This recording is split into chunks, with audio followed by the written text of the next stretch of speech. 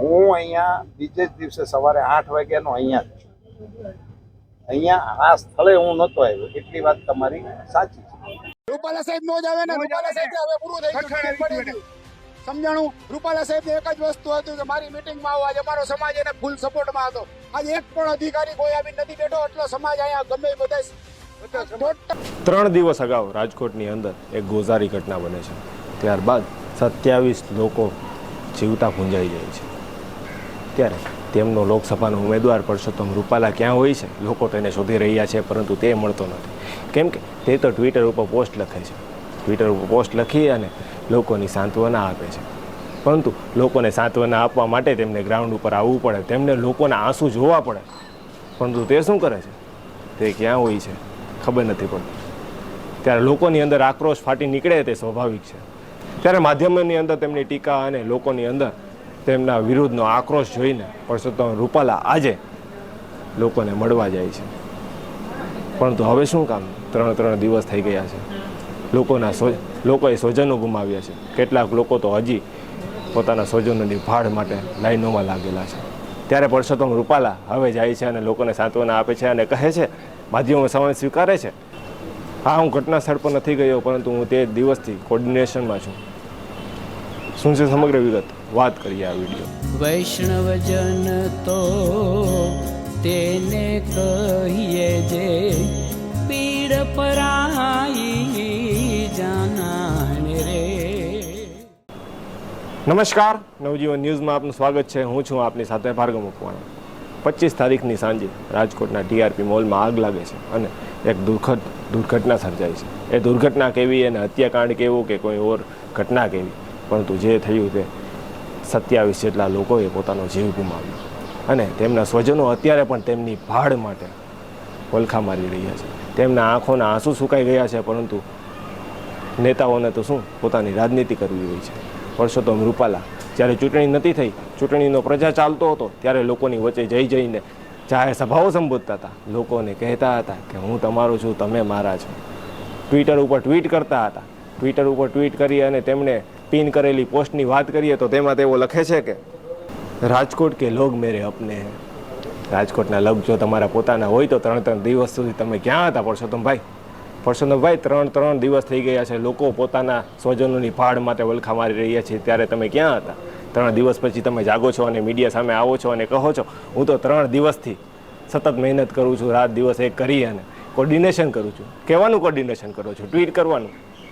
ત્યારે લોકોની અંદર પણ આક્રોશ ફાટી નીકળ્યો છે. રૂપાલા સાહેબ નો જ આવે ને, રૂપાલા સાહેબ હવે પૂરું થઈ ગયું. સમજાણું? રૂપાલા સાહેબ એક જ વસ્તુ હતું કે મારી મીટિંગમાં આવો. આજે અમારો સમાજ એને ફૂલ સપોર્ટમાં હતો.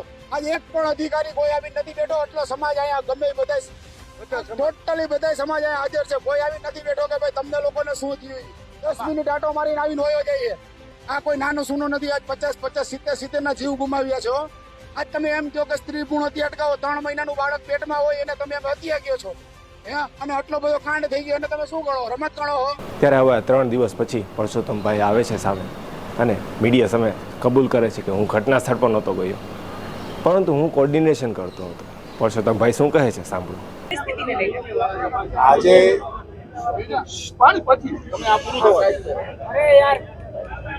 છેલ્લી સ્થિતિ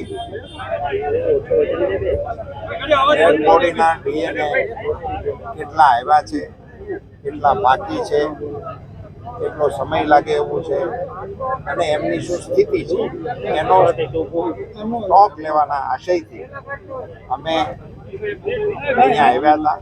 અમે એના સંબંધિત અધિકારીઓ સાથે એની ચર્ચા કરી છે. અમારી માહિતી પ્રમાણે 17 ડીએનએ ટેસ્ટ અહીંયા પહોંચી ચૂક્યા છે અને એની આગળની વ્યવસ્થા એ પ્રોસેસમાં સ્થાનિક તંત્ર દ્વારા ચાલી રહી છે. લેટેસ્ટ આંકડો શું છે? કેટલા રિપોર્ટ આવ્યા છે? મૃતદેહો કેટલા સોંપાયા છે અને ક્યાં કેટલી પ્રક્રિયા ગાંધીનગર ખાતે થઈ રહી છે એનો કોઈ આંકડો? 27 બોડી સ્થળ ઉપરથી આપણને મળેલા છે. થોડાક છૂટા અંગ ઉપાંગો સાથેની પણ એક ત્યાંથી આપણને મળેલી છે. 27 ને આપણે ત્યાં પહોંચાડી દીધા છે. એમના વાલીઓના પણ ડીએનએ ઉપલબ્ધ હતા, એના બધાના પહોંચાડી દીધા છે.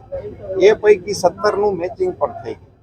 એટલે અત્યારની સ્થિતિએ 10નું મેચિંગ બાકી છે, જેની અવેઇટ કરી રહ્યા છે. દર્શનભાઈ, ગેમ ઝોનનું સ્ટ્રક્ચર નબળું હતું છતાં પણ 4 વર્ષથી આ ધમધમતું હતું. આ કેટલું વ્યાજબી સાહેબ? આજે કેટલાના પરિવારોના માળા વિકાઈ ગયા? એ આપનો પ્રશ્ન બૃહદ રીતે ચર્ચાઈ ચૂક્યો છે અને એ કોઈ વ્યાજબી હતું એમ હું કહું કે અન્ય કોઈ કહેતોય પણ એની વ્યાજબીતા ક્યારેય સિદ્ધ થવાની નથી. એ નહોતું જ વ્યાજબી, એટલા માટે જ મુખ્યમંત્રીશ્રીએ સીટની રચના કરી. સર, લોકોમાં એવી નારાજગી જોવા મળે છે કે 54 કલાક વીતી ગયા પછી તમે આવ્યા છો. કાલે બહુ વિરોધ હતો કે લોકસભાની જે મતદાન હતું તે પહેલા તમે ઠેક ઠેકાણે સભા યોજતા હતા. 54 કલાક વીતી ગયા પછી કેમ આવ્યા? હું અહીંયા બીજે જ દિવસે સવારે 8 વાગ્યાનો અહીંયા આ સ્થળે હું નહોતો આવ્યો, એટલી વાત તમારી સાચી છે.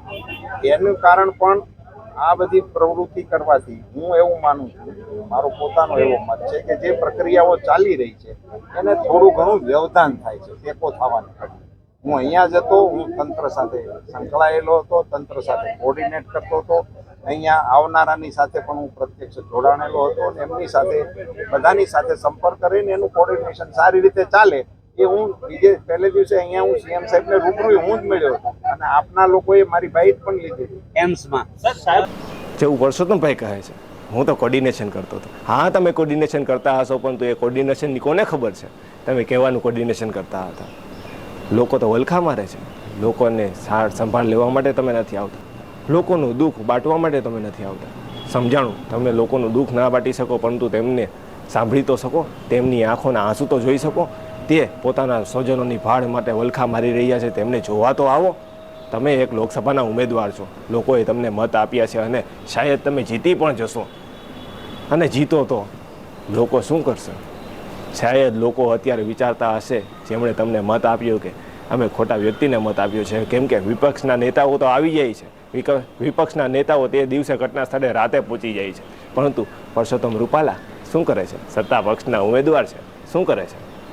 ટ્વિટર ઉપર ટ્વીટો કરે છે અને 3 દિવસ પછી માધ્યમો સામે આવીને કહે છે કે ના, હું તો કોર્ડિનેશન કરતો હતો. આ કયા પ્રકારનું કોર્ડિનેશન છે તમારું? શું કરી રહ્યા છો પરસોત્તમભાઈ? જેમ કે લોકોને તો હવે આદત પડી ગઈ છે, કેમ કે નેતાઓ ચૂંટણી સમયે જ આવે છે, ત્યારબાદ જતા રહે છે. પરંતુ હજી તો ચૂંટણીનું પરિણામ પણ નથી આવ્યું. તમને આત્મવિશ્વાસ હતો કે તમે જીતશો, પરંતુ લોકોના વિશ્વાસનું શું, જેમણે તમને મત આપ્યો છે તેમનું તો કંઈક વિચારો. હાલ સુધી બસ આટલું જ. જો આપને આવા જ સમાચારો અને અહેવાલો પસંદ આવતા હોય તો નવજીવન ન્યૂઝની આ ચેનલને લાઇક, સબસ્ક્રાઇબ અને શેર કરવાનું ભૂલશો નહીં. નમસ્કાર. વૈષ્ણવજન તો તેને